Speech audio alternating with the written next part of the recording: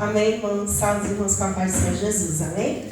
Pode ser? Não, vamos ler a palavra, já que a gente está em pé, né? Vamos abrir nossas Bíblias no livro de Apocalipse, capítulo 2. Louvado seja o nome do Senhor. Louvado seja Deus pela sua bondade, graça e misericórdia, que tem nos concedido chegarmos até aqui e aprendermos juntos de Deus. Capítulo 2, verso 8. Amém? Diz assim: escreva esta carta ao anjo da igreja de Esmirna. Esta é a mensagem daquele que é o primeiro e o último, que esteve morto, mas agora vive. Conheço as suas aflições e sua pobreza, mas você é rico. Sei da blasfêmia dos que se opõem a vós. Eles se dizem judeus, mas não são, pois são pertencentes da sinagoga de Satanás. Não tenha medo do que está prestes a sofrer. O diabo lançará alguns de vós na prisão, a fim de prová-los, e terão aflições por 10 dias. Mas, se vos permanecer fiel, mesmo diante da morte, dar-lhe-ei a coroa da vida. Quem tem ouvidos para ouvir, ouça o que o Espírito diz às igrejas. Ao que vencer, não sofrerá o dano da segunda morte. Amém? Louvado seja Deus. Pode sentar, meus irmãos. Nós já oramos e nós cremos que o Senhor estará entre nós. Meus queridos, antes de nós iniciarmos o texto propriamente dito, em Esmirna, eu gostaria de passar para a igreja algumas informações sobre as igrejas que é interessante nós sabermos, para poder que quando nós começarmos no texto, ela está assim, a gente não está perdido no tempo e espaço. Quando fala das igrejas da Ásia, onde é que fica a Ásia, pelo amor de Deus? Aí aponta para a Lagoa Seca, entende? Então assim, para a gente ter uma noção temporal e local do que é, de quem é. Então eu fiquei responsável, né? Está um pouco claro, mas vai dar para nós entendermos. Eu fiquei responsável pela igreja da carta de Esmirna, a segunda carta, certo? Todas essas igrejas, elas estão localizadas nessa região. O que é que acontece? Dá para ver aí atrás esse ponto vermelho? Sim? Ok. Esse ponto vermelho é esse recorte aqui. Nós estamos falando do planeta Terra. Pense no globo terrestre. Essa parte aqui é o continente africano, certo? Nós estamos no Brasil, nós estamos do lado de cá. É tanto que esse lado aqui, ó, você vai ver que é um quebra-cabeça, um encaixe do Brasil. Mas isso aí é uma outra coisa, uma outra aula. Então, nós estamos do lado de cá, Brasil, Oceano Atlântico, estamos aqui, África, certo? Estamos aqui no continente africano, onde nós temos Egito, aí a pessoa é pequena, né? Então, assim, só para... Egito, ninguém não perceba que estamos no ponta do pé. Egito, Moisés, as pragas de Faraó, estamos aqui, certo? Então, lá em cima onde está o ponto que realmente eu não alcanço, o ponto vermelho. Continuando, ali está a Turquia. Grécia está mais um pouquinho para cá. Eu vou apresentar aquele paletinha, sabe? Grécia, Itália, aqui a bota, e estamos ali. Então, quando nós estamos falando das igrejas da Ásia, estamos falando desse pontinho vermelho, que eu vou passar um outro slide e vai estar mais aberto. Aí nós estamos ali naquela região. Aí aqui, Arábia Saudita, Iraque, aí já vai mais lá, China, Ásia. Por isso que é as 7 igrejas da Ásia, que já começa pra cá, certo? Menino, arrasou. Eu tô em outro nível aqui o negócio. Menino, eu tô passada. Pronto, ótimo, cheguei. Aqui, Itália, olha a bota, tá vendo? Então aqui, estamos falando dessa região. Esse recorte aqui é isso aqui, tá? Quando se refere às 7 igrejas da Ásia, então nós estamos aqui, tá? Aqui a gente vai ter China, Japão, aquela galera lá. Mas aí a gente está aqui. Aí por que é importante a gente falar isso e frisar isso? Para vocês entenderem que nós estamos nas Malvinas, Campina Grande, Paraíba, aqui desse lado de cá, onde eu estava, certo? E essa carta que foi escrita para cá, ela é para mim hoje. Então aí a gente já tem uma noção do poder da palavra de Deus. Vamos diminuir espaço. Aí agora, estamos aqui. Cadê? Aqui. Corinto, a igreja de Coríntios, lembra? Pátimos, aqui. João, quando escreveu, ele estava nessa ilha. Uma ilha que é uma prisão, uma ilha de... Uma grande fortaleza, uma prisão de grande segurança, para onde iam só os perigosos, os criminosos, a alta periculosidade, assim. Pense no pior. Aí. Por quê? Qual é a finalidade? Chegar aí e não sair. É para ir daí morrer. Certo? Então, João foi enviado para essa ilha de Pátimos, aonde o Senhor Jesus o revelou todas as igrejas, todas as cartas. E esses pontinhos aqui são as igrejas, tá bom? Então, a nossa igreja hoje, Esmirna, tá aqui, certo? Semana passada nós estudamos Laodiceia, olha ela aqui, ó. A cidade de Laodiceia. Aí tem em cima Filadélfia, tem Sardes, Tiatira, Pérgamo, Esmirna. Percebe que é tudo pertinho, é tudo vizinho, assim, bem próximo, cidades próximas. Por quê? Porque a carta em si, né, a função da carta é dar notícias, é enviar. Então, assim, quando o livro, essas cartas foram escritas, elas não foram escritas num propósito de ensino geral, vamos dizer assim. Foi para um povo específico. Então, como carta, ela era para quê? Né? Tipo, eu escrevo uma carta para Igor, o assunto é para Igor. Chegou a nós depois pela graça e misericórdia, mas naquele momento era para ali. Então, percebe que é tudo, são várias, porque são para pessoas e destinatários diferentes, em contextos diferentes, tá bom? Alguma dúvida vocês podem perguntar, certo? Ok, então chegamos em Esmirna. A cidade de Esmirna hoje ela não existe mais com este nome, existe com outro, que eu vou mostrar para vocês. O que nós temos em Esmirna são grandes ruínas. Temos ruínas, destroços dessa cidade, como de todas as outras. Certo? Bem, então o que acontece? A Bíblia ela não vai falar especificamente da igreja de Esmirna. A gente não vai ver assim, lá uma coisa específica, mas assim, quando ela foi fundada, quando a gente tem lá nas outras cartas. Em Esmirna não. Muito provavelmente, a igreja de Esmirna ela foi fundada na terceira viagem missionária de Paulo, pelo ano 53, 56 depois de Jesus Cristo.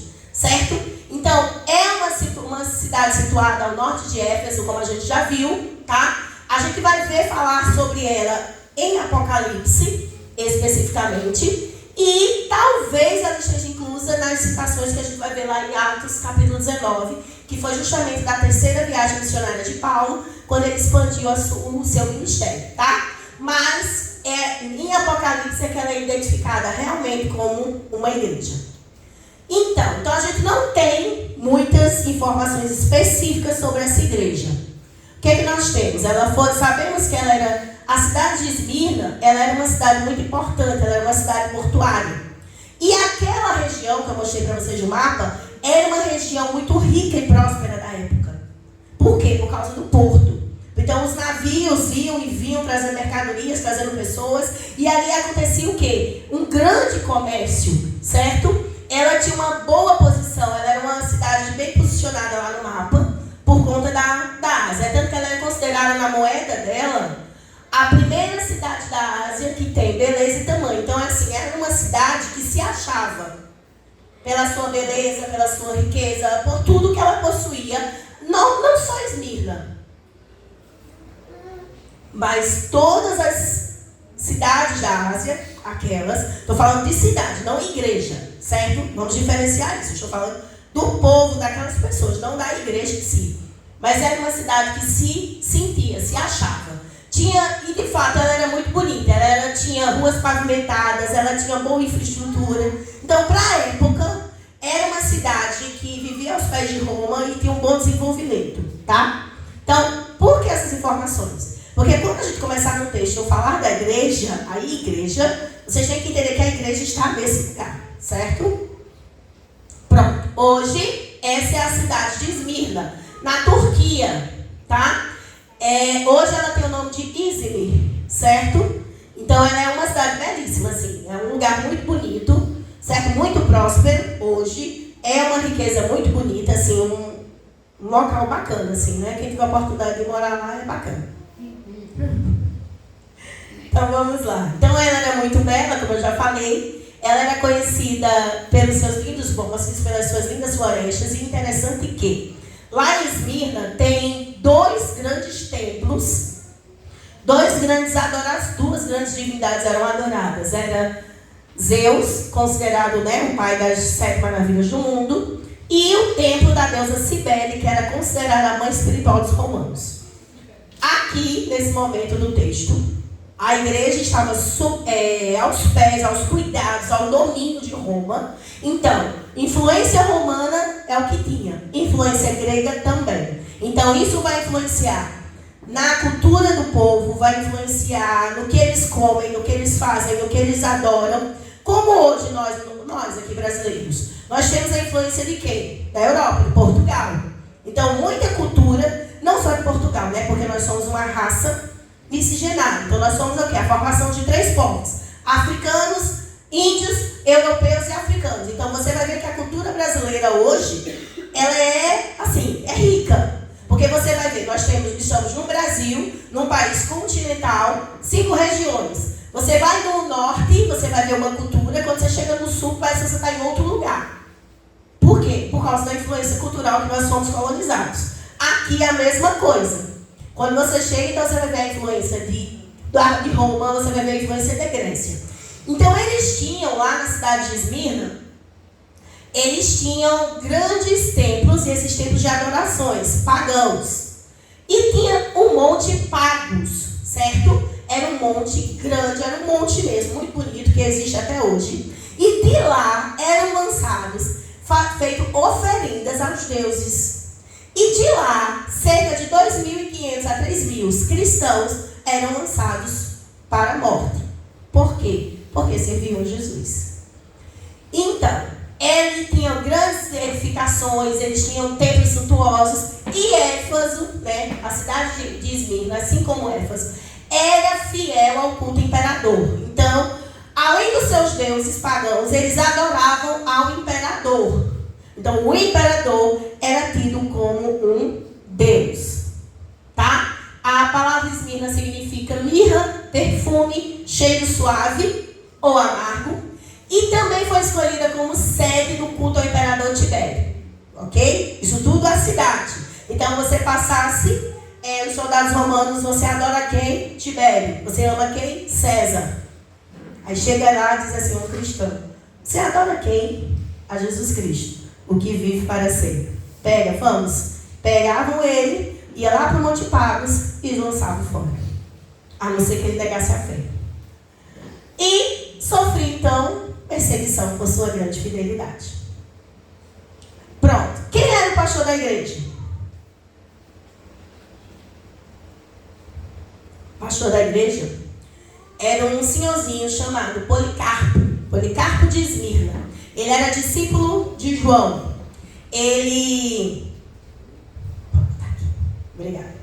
era discípulo de João, certo? Ele aprendeu aos pés de João, que estava preso lá em Patmos, que consequentemente aprendia de Jesus. Então, ele tinha muita riqueza, muito conhecimento por esses homens, certo? Ele começou e nasceu por volta do ano 70, quando ele se tornou bispo da sua igreja.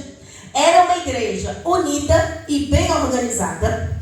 Agora estou falando de igreja. Lembrando que ela está onde? Naquele contexto que eu falei todos para vocês. Então, era uma igreja unida, pequena, bem organizada, que tinha um pastor, um homem de Deus. Era organizada, era formada e constituído por quê?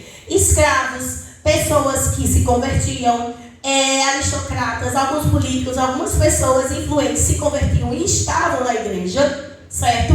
E os sermões de Policarpo eram sempre o quê? Sermões de defesa do evangelho. Ele priorizava: olha, nós estamos numa cidade totalmente avessa aquilo que nós aprendemos, mas nós temos a verdade.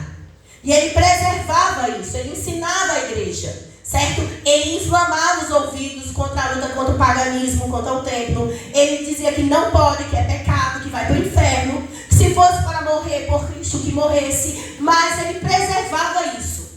E ele era tido como um ouvinte, né? No caso, ele era o elo entre... Já que ele aprendeu aos pés de João, e João aprendeu aos pés de Jesus. Então, assim, ele tinha esses ensinamentos muito ricos e passava para a sua igreja. Certo? Então, ele tinha esse cuidado e esse zelo. Então, ele estudando com João, aprendeu muitas coisas. E... Ai, gente, essa frase assim... Eu amo. Ele foi morto... Ele, aos 86 anos, ele foi tirado da igreja durante um culto. Foi levado pelos soldados romanos, arrastado por toda a cidade, levado até a arena e colocado numa estaca para ser queimado vivo. E o que acontecia? A fé dele era tão grande, tão genuína, que influenciava outras pessoas. Que os políticos, os imperadores, não, mas aquelas pessoas de mais autoridade, gostava dele. Gostava dele, tipo João Batista, que o Herodes gostava de João Batista, só que mandou decapitar ele por conta de tudo o que aconteceu. É a mesma coisa. E dizia a Policarpo, olha, a gente quer te ajudar. Me ajuda a te ajudar?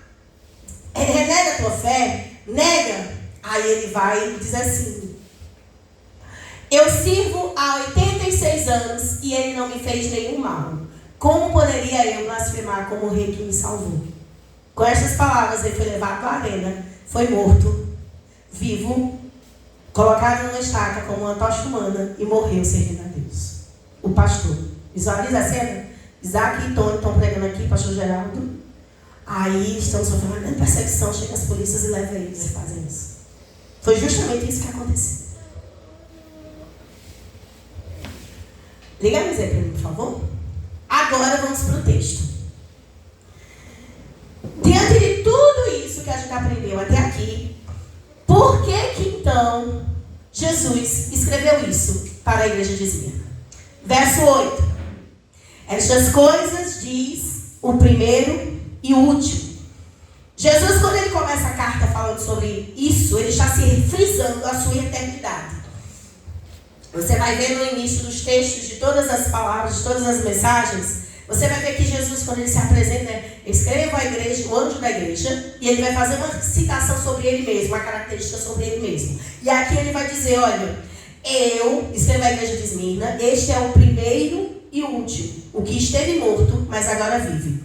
Ele vai citar isso, ele vai falar sobre a sua eternidade. Quando ele está falando da eternidade dele, ele está dizendo a nós, crentes salvos em Cristo Jesus, que nós podemos entender que nós estamos eternos em Deus. Somos eternos em Cristo, desde que servamos a Ele. Ele vai começar falando isso. Aí ele vai dizer, olha, o que esteve morto e hoje está vivo. Ou na minha versão tem aqui, este que esteve morto e tornou-se a viver. Verso 8. Que é o quê? É a mesma afirmação que ele vai fazer no capítulo, no verso 18 de Apocalipse. Alguém lê aí, por favor. Verso 18 do capítulo 1. Sou aquele que vive. Estive morto, mas agora vivo para todo sempre. E tenho as chaves da morte e do mundo dos mortos.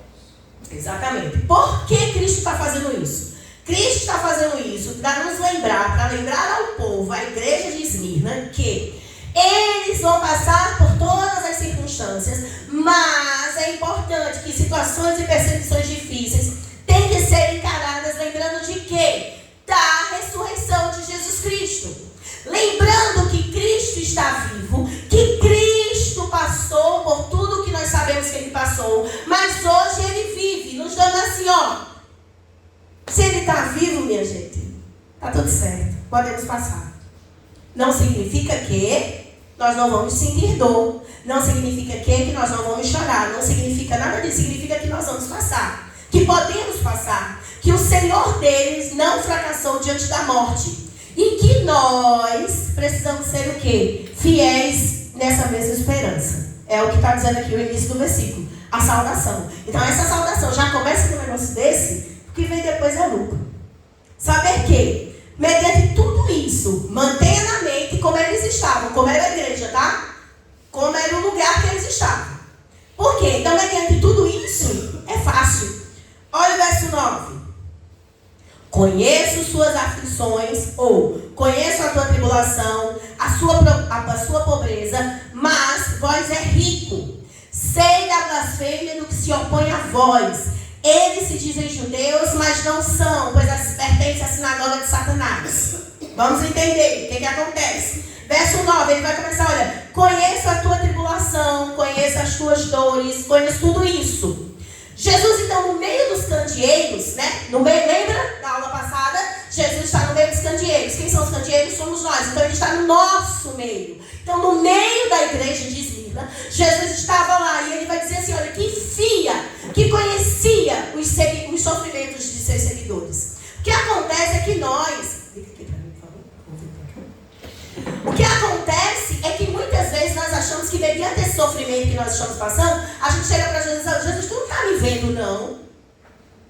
Mediante as lutas e problemas que passamos, Senhor, o Senhor não me vê, não. O Senhor é cego, certo? Você pode não falar, mas já pensou porque eu já pensei. Certo? Nós passamos por isso. Aí Jesus disse, olha, eu vejo, eu conheço as suas obras, eu sei. Da mesma maneira, então, que ele se compadece dos angustiados na terra quando ele viveu aqui. Alguém, por favor, abre Marcos, capítulo 1, verso 41. Que a gente vai ver ali que Jesus, ele se compadece. Nós precisamos entender que nós temos em Cristo, em Deus, um Deus acessível. É um Deus todo-poderoso, criador de tudo, mas é um Deus acessível. Que quer o quê? Um relacionamento diferente dos deuses lá de Esmirna, diferente de Zeus, diferente de Cibele, diferente de todos aqueles deuses que aquele povo, não a igreja, aquele povo adorava. Deus, Jesus, estava dizendo àqueles crentes da igreja que ele se compadece deles. Quem achou pode ler. Verso 41. Jesus, profundamente compadecido, estendeu a mão, tocou e disse, quero, fica ali. Exatamente. Se sentindo de compaixão, misericórdia de coração. Então ele entendia a dor. Porém, mas mesmo assim, ele não os poupou de toda a dor. A gente vai ver o verso 10 quando chegar lá. Jesus não poupou. Aí você pensa, ele me ama. Ele se compadece da minha dor e ele não me poupa da dor. Sim. E você vai sobreviver a isso, pode ter certeza. Que Jesus morreu e ressuscitou. Então o que acontece? A tribulação aqui, na igreja de Esmirna, era uma pressão que vinha de fora. Ela era uma igreja unida. O Policarpo ele não tinha problemas com a igreja em termos de membros, membresia. Ele não tinha, como a Laodiceia. O problema da igreja era de fora, eram as pressões de fora, era o que elas sofriam, mas a igreja era unida. Aí, continuando o texto, verso 9: mas sei da tua pobreza, mas você é rico. Como assim, pobre? Você é rico? É um pouco controverso, mas aí vamos entender por quê. Porque apesar de... Lembra que eu disse que Esmirna era uma cidade extremamente rica, era uma cidade próxima, era uma cidade produtiva, era um porto, tinha muito dinheiro, muita riqueza, muita gente, era um grande comércio. Os crentes eram pobres. Primeiro, você ser crente em Esmirna não era fácil, você sofria perseguição. Segundo, por causa da fé, muitas pessoas, muitos pobres, eles não compravam, não vendiam para ele. Então muitos passavam necessidades, não tinha como comprar. Eles podiam ter condições financeiras para comprar, mas as pessoas não vendiam. Por quê? Porque eles eram crentes. Eles sofriam perseguições, eles sacrificavam muitos dos seus recursos em prol da igreja. Então, quando um irmão não podia comprar, algum outro ia e ajudava. Lembra que eu disse que era uma igreja unida? Fechado em Jesus, era eles. Então eles sofriam isso, eles eram pobres no sentido de condições financeiras. Eles sacrificavam, eles se ajudavam. E a grande riqueza, a cidade se achava rica, na realidade a cidade que era pobre. E a grande riqueza estava com os crentes da igreja de Esmirna, que com o seu pouco contribuíam e ajudavam uns aos outros. E isso em amor. Aí Jesus diz, olha, eu sei da tua pobreza, mas você é rico. Porque você entendeu o verdadeiro sentido do evangelho e da riqueza de ter Cristo. Vocês entendiam isso, e o mundo lá fora não. Aí ele diz isso, que as situações dos discípulos, né, do povo da igreja de Esmirna, eram um pouco melhor do que Laodiceia. Na questão que Laodiceia se achava rica, mas na verdade Laodiceia era pobre, espiritualmente, enquanto não, Esmirna era o contrário. Então, eles sofriam perseguições por serem crentes. Muitos das suas famílias abandonavam eles por serem crentes. Muitos dos seus empregos eles eram demitidos dos seus empregos, passavam por privações por serem crentes. E para eles estava tudo bem? Estava tudo bem. No sentido de, entenda, nós não estamos dizendo, eu não estou dizendo que crente tem que ser masoquista, gostar de sofrer, não. Mas o crente que entende que o sofrimento que está passando é pedagógico, como diz Hernandes Dias Lopes. Por que pedagógico? Porque ele nos ensina alguma coisa. Porque por muitas e muitas vezes o Senhor Jesus nos orienta a fazermos tais coisas e a gente se rebela e não faz. Para nos ensinar, olha, você tem que ser a pessoa melhor. Não faz isso. Assim. Aí o Senhor diz, não, tá bom, bonito, vem cá. Nos permite situações para nós entendermos que precisamos aprender e mudar. Porque não somos mais nós que vivemos em nós, é Cristo que vive em nós. E Cristo no texto, no início do texto, vai dizer aquele que foi morto e reviveu, o princípio e o fim, então é a eternidade. E a gente precisa entender isso e ele sabia disso. Aí continuando o texto, verso 9. Sei da blasfêmia dos que se opõem a vós. Eles se dizem judeus, mas não são, pois pertencem à sinagoga de Satanás. O que é blasfemar? É falar mal. Então, quando a Bíblia vai falar frequentemente sobre blasfêmia contra Deus, é falar mal contra Deus, certo? E aqui, nesse contexto, o aspecto de blasfêmia é sofrimento dos crentes. Por quê? Essa difamação vinha de pessoas que se diziam judeus, tá? Vamos lembrar. Judeus, aqueles que estão esperando Jesus, aqueles que estão aguardando a primeira vinda de Cristo, aqueles que guardam os mandamentos todos lá no Pentateuco da Torá, que adoram a Deus, ao Deus de Abraão, de Isaac e Jacó, que estão esperando essa promessa.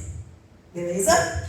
Cristãos, crentes, aqueles que entenderam que Jesus voltou, aqueles que entenderam que Jesus que veio é o Messias, aqueles que sabem que ele morreu, que ressuscitou, que está vivo e está entre nós. Estamos esperando por ele, sim, mas estamos esperando o quê? A sua segunda vinda. Enquanto os judeus esperam a primeira, ele nascer, e para eles, Jesus vai vir com grande poder, cavalos, aquela coisa toda, para o quê? Submeter Roma, a nação que julgava eles, que oprimia eles. Nós, cristãos, estamos esperando aí sim, Jesus vai vir em grande poder e glória para buscar quem? A sua igreja. Para nos tirar de que opressão? Não de Roma, mas do mundo. Ok? Beleza. Entendendo essa diferença, os judeus da época tinham as suas sinagogas. O que eram as sinagogas? A sua igreja. Então, os seus tempos lá na igreja, eles começavam a xingar aqueles crentes que ficam falando, aqueles crentes que fazem isso, aqueles crentes que falam que Jesus vai voltar e estão blasfemando contra Deus. Nós temos que perseguir, nós temos que fazer isso, nós temos que fazer aquilo. Isso lembra muito quando Jesus veio e que os da sinagoga perseguiam Jesus. Quem assiste The Chosen, gente, é top, assista The Chosen, é muito massa, né? Muito, muito bom. Mas assim, quando você assiste esses filmes de Cristo nos dias de Jesus, você vai ver que vai ter aquelas comunidades políticas religiosas que perseguiam Jesus quando Jesus começava a fazer os milagres. E é a mesma coisa, tá? A mesma coisa. Então o que acontece? Esses judeus lá na igreja começavam a blasfemar contra os cristãos, dizendo que eles, os cristãos, estavam blasfemando quando dizia que tinha que sofrer, fazendo tudo aquilo. Então Jesus está dizendo assim, quem deveria então ajudar vocês é quem persegue, sabe? É tipo, hoje, é meio chocante o que eu vou dizer, mas vocês vão entender e vocês vão concordar comigo. É como se hoje, os crentes da nossa igreja, que deveriam nos apoiar e nos amar, é quem mais nos persegue. Mais ou menos isso. Mas aí isso não significa que a gente tem que fazer isso, tá? Lembra da igreja lá? Os crentes eram unidos. Então, ao invés de serem verdadeiros judeus, descendentes de Abraão espirituais, eles serviam a quem? A Satanás.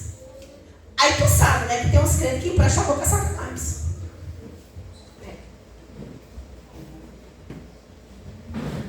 Tem uns que emprestam a boca a Satanás. E cuidado, vigiemos para que nós não façamos isso também. Por quê? Em vez de serem verdadeiros judeus, eram servos de Satanás. O principal, mentiroso e acusador dos fiéis. Então, por isso que aqui no texto ele vai dizer, olha, pertencem à sinagoga de Satanás. Porque estava trabalhando para o inimigo. E eles estavam sofrendo, então, essa perseguição. Por isso que no verso 9 a gente vai ter isso aqui, olha. Eles se dizem judeus, a santidade estava achando sobre ele, a vida estava sobre ele, eles estavam naquela pessoa, mas na realidade, eles estão vivendo uma vida servindo a Satanás. Isso é muito perigoso para nós. Porque nós, muitas vezes, nos bancamos de santos demais e nós esquecemos que, primeiro, a santidade, a minha santidade não pode acusar o meu irmão. A minha santidade tem que me constranger a orar pelo meu irmão que está fazendo aquilo que não pertence, que não deveria estar fazendo. Então, quando eu passo para pintar essa santidade, de apontar, de acusar, de fazer assim, assado, eu estou simplesmente, não estou servindo na sinagoga de Cristo e sim na de Satanás. Então, nós precisamos ter esse cuidado. Verso 10. Não tenha medo do que estáis a sofrer. O diabo lançará alguns de vós na prisão, a fim de prová-los. Terão as aflições por 10 dias, mas, se vós permanecer fiel, mesmo diante da morte, dar-lhe-ei a coroa da vida. Vamos lá. Não temas as coisas que há de acontecer. No verso 10, então, Jesus está confortando. Lembrando, o conforto de Cristo não significa o livramento do sofrimento. Em alguns momentos sim, o Senhor permite, mas nem sempre. Mas o conforto de Cristo de saber que o Senhor está nos animando, a animar os discípulos de Esmirna a não desistirem do quê? Da tribulação que viria. Por quê? Porque aqueles que são covardes não têm esperança em Cristo. O mundo não tem esperança em Cristo. Entenda, aqueles crentes, eles estavam sofrendo, passando por lutas, mas eles tinham a esperança em Cristo, de que aquilo era passageiro. Nos nossos dias, o mundo não tem essa esperança. O mundo está no caos. Nós estamos no caos. Mas dizendo, você não sabe o que eu tenho passado. Eu não sei, mas Cristo sabe. E o mesmo Cristo que confortou Esmirna, conforta a sua igreja hoje. Olha, não tem mais as coisas que há de sofrer. Por quê? Porque Ele sabe. Porque quando nós fugimos da nossa responsabilidade diante de Jesus, por ter medo de sofrer, nós não somos dignos de Cristo. Nós não somos dignos, nós não podemos fugir da nossa responsabilidade. Nós não podemos fugir que nós vamos sofrer e padecer. Sabe por quê? Quando um crente tem na sua mente, na sua cabeça, assim, que sofrer não pode, que não é para isso, é uma mente terrena. Nós não podemos ter uma mente terrena. Nós somos co-cidadãos do céu. Nós vamos morar para o céu. Aí, não, mas e agora? Não, agora passa. Nós temos que ter na mente a eternidade com Cristo. Crente tem que gostar, tem que querer ir para o céu. Nós temos que querer ir para o céu. Aí eu tenho uma amiga que diz assim: mas eu queria casar, eu não quero morrer agora. Não, eita, crente. Se Jesus te dá, tu não quer ir, não. Senhor, eis-me aqui, Senhor. Já estou. Tu já pensou? Amanhã acordar diante do Senhor? Estar para sempre diante de Deus? Mas aqui minha mãe, meu pai, minha gente. É passageiro. Precisamos almejar o céu. A eternidade grita em nós. Tem um texto em Eclesiastes que eu amo que diz assim, que no coração do homem grita a eternidade. E isso quando fala do homem crente e não crente. Ele tem um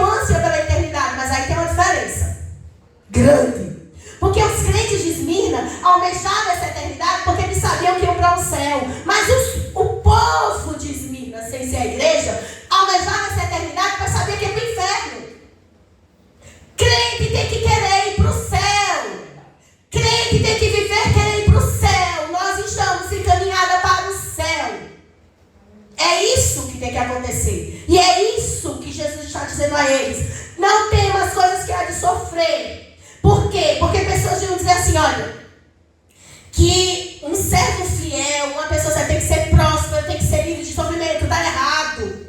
Nós vamos sofrer e padecer. E aquelas pessoas sabiam que iam padecer. Tu já pensou? Gente, visualiza a cena. Visualiza. O Brasil está passando uma grande perseguição religiosa.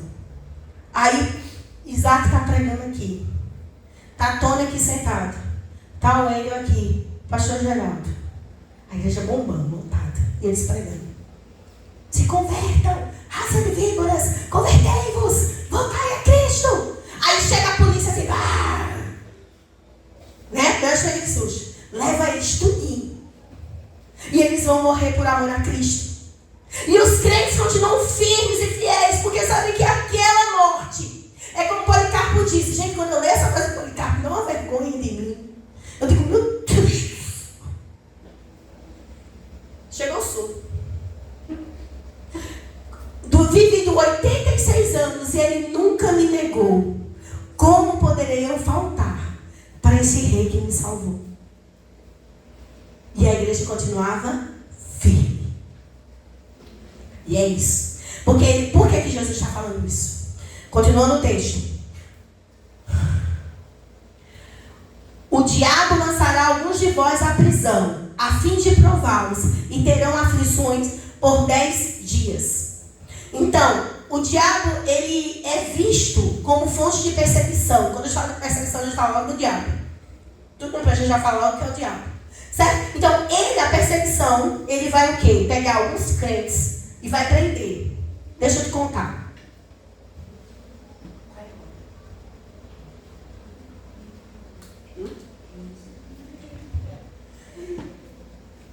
A perseguição de Roma era uma perseguição muito ferrenha, muito feroz, muito violenta. É tanto que João, quando foi colocado lá em Patmos, ele foi levado para a ilha de Patmos. Qual era a ideia? Gente, vocês têm noção que queriam tudo matar João. João foi colocado, a história conta que João foi colocado dentro do caldeirão de óleo quente. João não morreu. Um senhorzinho não morreu. Aí disse, a gente vai botar assim, a gente vai fazer alguma coisa. Bota ele em Patmos. Uma ilha uma grande prisão, uma ilha de alto poder e fortaleza, justamente para a galera não fugir.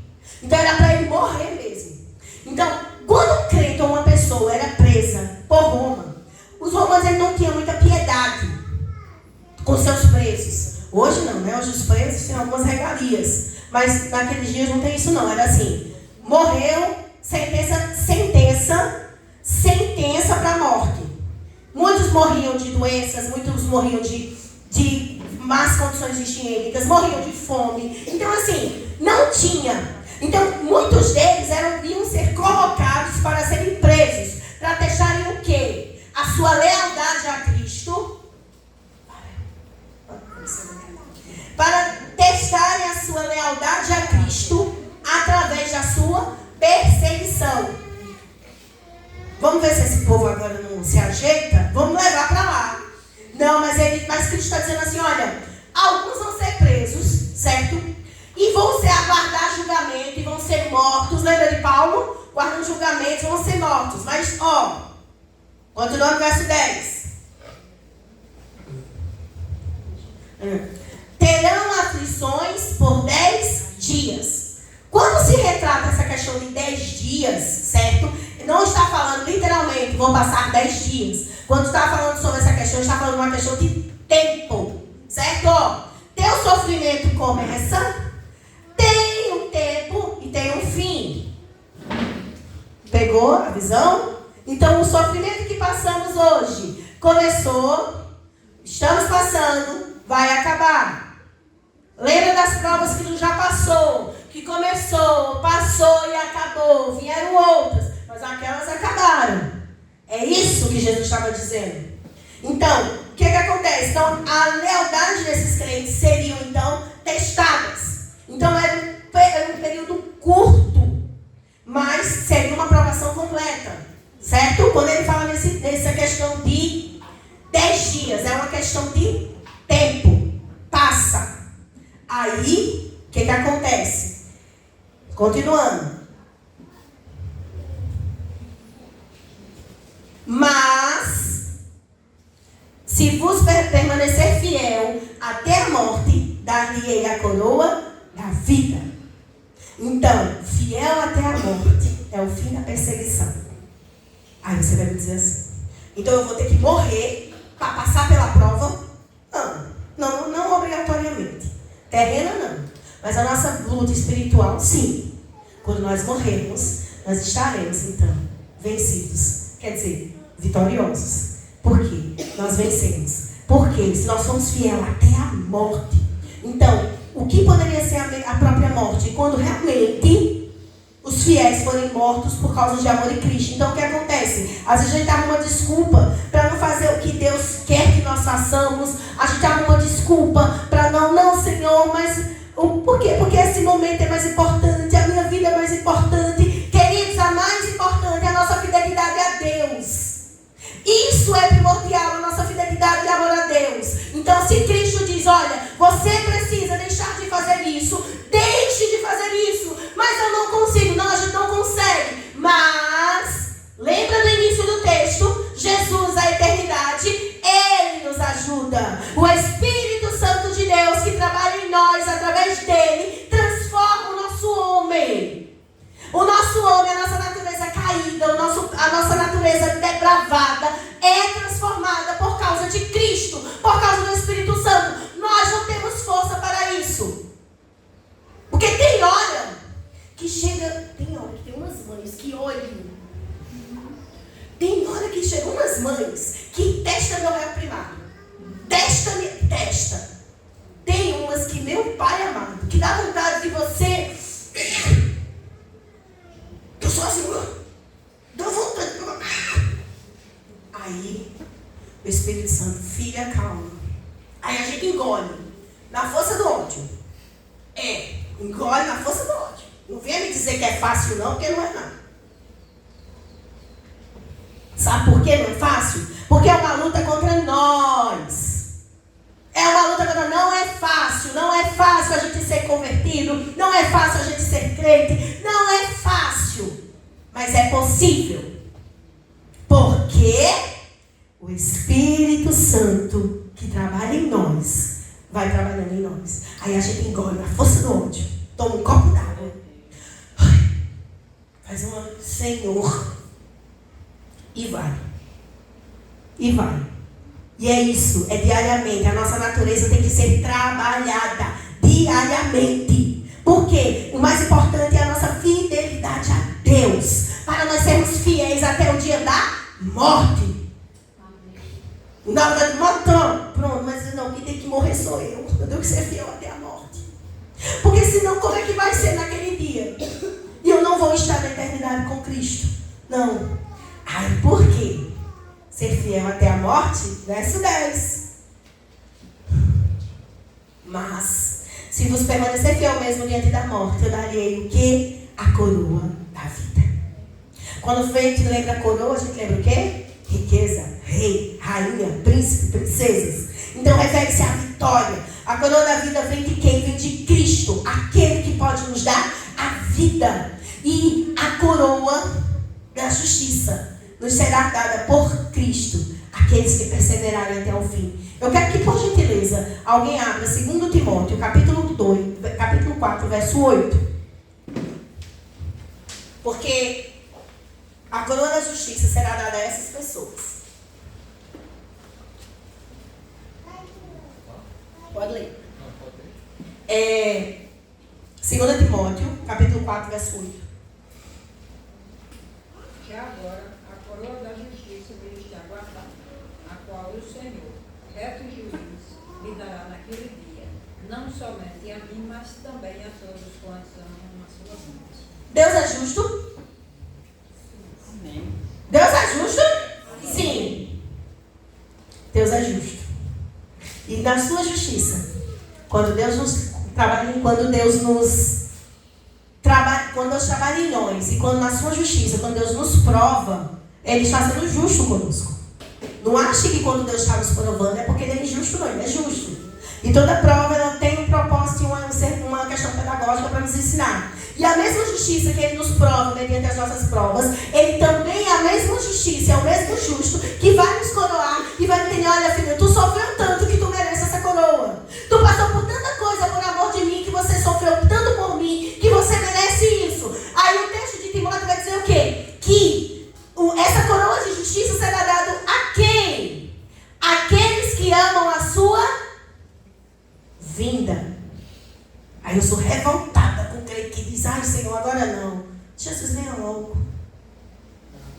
Entende a importância de amar a vinda de Cristo? Vocês conseguem compreender a importância de amar essa vinda? A importância de amar essa eternidade com Ele? Por isso. Aí o verso 11, já para terminar. Quem tem ouvidos para ouvir, ouça o que o Espírito diz às igrejas. Ao que vencer, não sofrerá o dano da segunda morte. Quem tem ouvidos, ouça. Então, como em todas as cartas, Jesus está dizendo, olha, escuta. É como se Jesus chegasse e dissesse, minha gente, presta atenção, escuta. O que acontece? Estamos na igreja e nós não estamos ouvindo. Muitos de nós, como o texto aí, acho que Timóteo vai falar aqui, está dando comichão no ouvido e a gente não escuta a palavra de Deus. A gente quer escutar o que nos convém. A gente quer escutar, olha, você precisa se converter para ter uma vida assim, assim. Não, a gente só vai ter uma vida assim, assim. Converter, não. Vamos ouvir o que a palavra está dizendo. Porque é a mesma palavra que serve para nos amparar, nos consolar. É a mesma palavra que nos ajuda a nos exortar e nos corrigir. É a mesma. É o mesmo Deus, é o mesmo Cristo, é a mesma pessoa, o Espírito Santo. É a mesma. Então, vamos ouvir. Quem tem ouvidos, ouça. Por que você acha que naquele dia muitos vão ficar?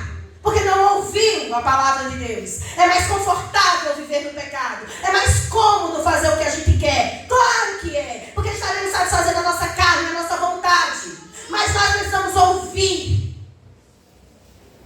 Por quê? Verso 11. O vencedor é ao que vencer. O vencedor é aquele que vai permanecer fiel diante das perseguições e vencerá com Cristo. O vencedor vai passar pelas provas, o vencedor vai sofrer, o vencedor vai passar por tribulação, vai passar por doença, vai passar por privação, vai passar por luta, por perseguição, vai passar. Mas ele vai o quê? Permanecer fiel, porque ele é vencedor. Aí a esse não será dado o quê? O dano da segunda morte. Você sabia que a Bíblia vai falar de 3 mortes? A Bíblia fala de 3 tipos de mortes que nós temos. A primeira morte é a morte espiritual. Essa morte espiritual aconteceu lá no Éden, quando Adão e Eva pecaram. E comeram da fruta que o Senhor disse não era. Então ali foi a primeira morte, é a morte espiritual. É a pior morte. Olha a morte espiritual que é. É a pior, mas aí eu já digo que nem tanto, porque vocês vão entender no final. Essa morte nos separou de Cristo, nos separou de Deus, nos separou do relacionamento de Deus. Oh, o abismo que aconteceu. Gênesis, Adão e Eva comeram, pecaram, aí teve um abismo, separou, para que lá na plenitude dos tempos, Cristo viesse e morresse na cruz, para nos dar o quê? Ligação de novo a Deus. O homem pecou, estava destituído e separado da glória de Deus. Então Cristo veio, morreu na cruz, nos ligou novamente a Cristo. Essa é a primeira morte espiritual. Temos a segunda, a morte física. Todos vamos passar se não formos arrebatados antes. Mas aí nós temos a terceira, a pior. É a morte eterna. A morte eterna é aquela que, naquele dia, naquele grande e almejado dia, Deus vai dizer assim: vinde, benditos de meu Pai, para o reino que vos tem preparado. E o mesmo Deus, que é justo, lembra do Deus justo que vai dar a coroa da justiça para aqueles que amam a sua vida? O mesmo Deus vai dizer assim: apartai-vos de mim que eu não vos conheço. Essa é a morte eterna. Essa é a pior. Vou dizer por quê. Porque com a morte física, com a morte espiritual, Cristo veio, nos ligou novamente. Em vida, nós podemos aceitar e servir a esse Cristo. Aí, meus queridos, a nossa morte eterna vai ser sucesso. Porque nós vamos estar para sempre com o Senhor. Então, quando a Bíblia fala de 3 mortes, a gente está falando sobre isso. Então, enquanto vida, Jesus está dizendo àquele povo de Esmirna, aqueles crentes perseguidos, aqueles crentes que sofreram, mas eram fechados com Jesus. Não tem nada não, Senhor. Sangue está na canela. A gente vai morrer. Como o nosso pastor falou. 86 anos viveu. Ele nunca me faltou. Como poderei eu negar esse Salvador? Ele morreu. Mas é porque ele sabia que a morte eterna dele era um sucesso. Estaria para sempre com o Senhor. E aí, o que está acontecendo hoje? Quem tem ouvidos, ouça. Ouça hoje. Você tem a possibilidade, nós temos a possibilidade da nossa morte espiritual ser ligada, não termos mais, porque quem aceita Cristo, verdadeiramente vive com Cristo, não tem mais essa morte espiritual. Estamos esperando a morte física, todos vamos passar, se Cristo não nos levar. Mas a morte física, gente, acabou, pô, tchau. A nossa alma pertence a Deus. E a nossa eternidade será para sempre com o Senhor. Aí Cristo está dizendo, olha, quem for fiel não vai passar por essa morte não. A morte eterna. Não vai ouvir, apartai-vos de mim que eu não vos conheço. Vai ouvir, vinde bendito de meu Pai, para as mansões que vos tenho preparado. E para terminarmos, Esmirna, ela foi uma igreja que não cedeu aos ataques do mundo. Todas as cartas que nós vamos estudar, em todas elas, nós vamos ver que nós vamos ter características dos nossos dias e orientações, que sejamos uma igreja como Esmirna, que nós não cedamos aos ataques do mundo. Foi uma igreja perseguida? E como foi? Mas foi uma igreja que ouviu a voz do Espírito Santo e sabia que viver com Cristo era muito além daquele dia, daquele momento, daquela hora, daquele lugar. Que nessa manhã, meus queridos e amados irmãos, possamos então entender que vamos fechar com Cristo. Vamos passar por perseguições. Vamos ser tentados. Mas vamos viver vidas para que nós não possamos sentir a dor da última morte. Fecha teus olhos. Senhor Deus Pai Todo-Poderoso, nessa manhã, Senhor Jesus, eu quero te agradecer e te louvar pela vida dos nossos irmãos que aqui estão, pela vida, Senhor, de cada um deles que nessa manhã ouviu a Tua palavra e que nós realmente possamos ouvir e aplicar em nós a Tua palavra, que venhamos aprender como a igreja de Esmirna, que sejamos uma igreja junta, uma igreja que edifica uns aos outros em Tua palavra, fechada contigo, para que o mundo não venha ser influência entre nós, que as perseguições e os ataques do mundo não venham influenciar sobre nós, mas que nós possamos entender que os sofrimentos que passamos, as dores que passamos são momentâneas, mas a nossa eternidade com Cristo é certa, porque o eterno é Ele, o primeiro e o último, aquele que morreu, mas vive, aquele que estava morto, mas reviveu, ressuscitou, para que hoje nós possamos dizer, ó Espírito Santo, venha consolar os nossos corações, nos dias difíceis que passamos, nas nossas lutas, tribulações e provas, mas que possamos, Senhor, ser vencedores, porque somos vencedores em Ti, porque amamos a Tua vida e queremos a Ti, em nome de Jesus. Amém? Que Deus abençoe a vida de cada um. Alguma dúvida, pode perguntar, que estaremos aqui prontos para ajudar. Amém? Então, eu vou entender que todos entenderam bem.